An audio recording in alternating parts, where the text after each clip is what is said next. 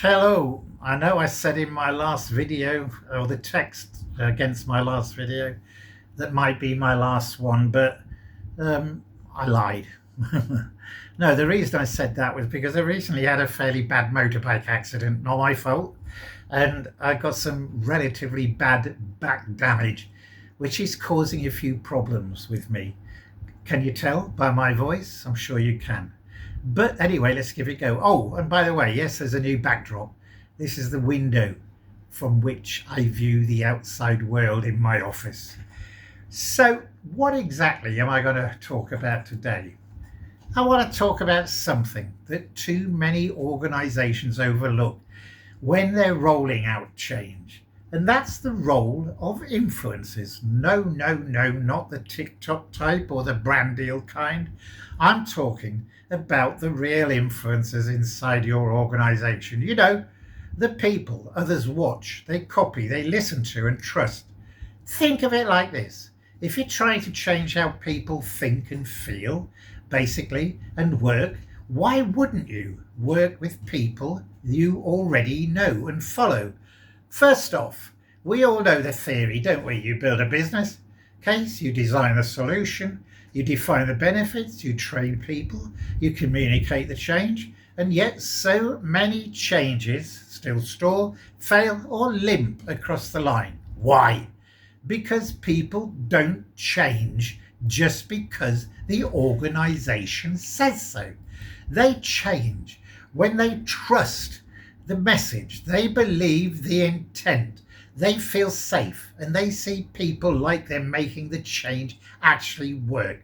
That last one is key, by the way. You know, we humans, are social learners because we copy behavior, we mirror people we respect, we follow signals from the people around us.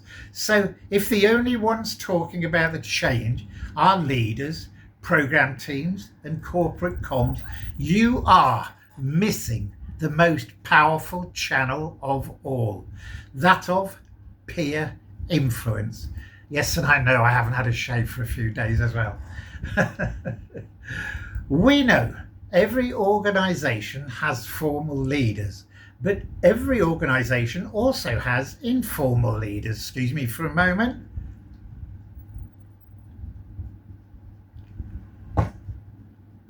You know, the true influencers, they are the people who others go to for advice.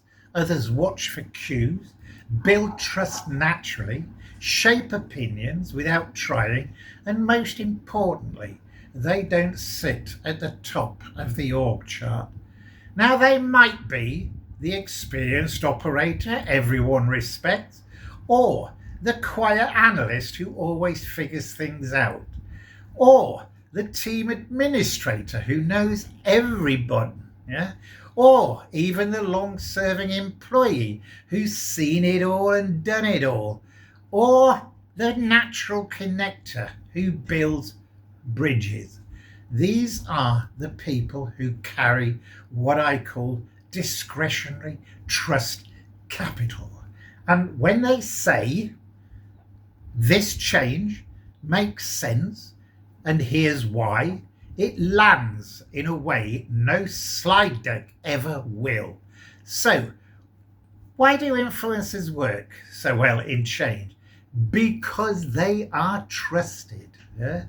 Before the change even starts, they translate corporate language into real world meaning. They make it practical, they make it human, they make it relevant. They surface truth leaders never hear because people tell them what they won't tell management. They actually role model behavior in the flow of work so change becomes normal and not an event. And finally, they reduce fear. Basically, they make change socially acceptable. And once something becomes normal in a social system, it sticks. But using influencers comes with a health warning. If you simply recruit influencers and hand them the script, you kill the very thing that makes them influential. They must be involved early, allowed to question, encouraged to challenge, yeah, and listen to, not managed, and and also be respected as partners, not channels. Why? Because real influencers don't sell change. They actually make sense of it. They humanize it. They carry the conversion into places loads of PowerPoint slides never reaches. And sometimes they'll tell you things you may not want to hear, like this won't land because people don't believe it. That kind of feedback is gold. If you're willing to listen to it, that is. But how do you find influencers? Because you rarely find influencers by their job title. You find them by asking questions like, who do people listen to? Who calms things down when things get messy? Who has credibility because of what they've done, not just what they say? Whose opinion carries weight in the tea room, not just the boardroom? Social network analysis can help, of course, but often your employees already know. Finally, you should use influencers in your change. Sorry, wrong one. Finally, why should you use influencers in your change initiative? Because change is ultimately a social process. It doesn't live in a plan. It doesn't live in the project reporting pack. It doesn't even live in the training material. Change lives in conversations, yeah, in corridors, in quiet check-ins, or in team huddles, and the people and who and sorry, I told you I might get a bit rubbish, and the people who shape those conversations, they will shape your outcomes. So the question is, shouldn't we use influences in change? Or should we use influences in change?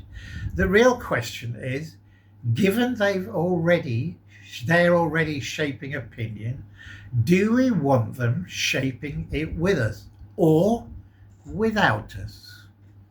Let me think about it. I'll go for, you probably guessed it, shaping it with us. Sorry, I did have to struggle through that a little bit, so I do apologise. But hey, at least I've got another one done. So thank you very much.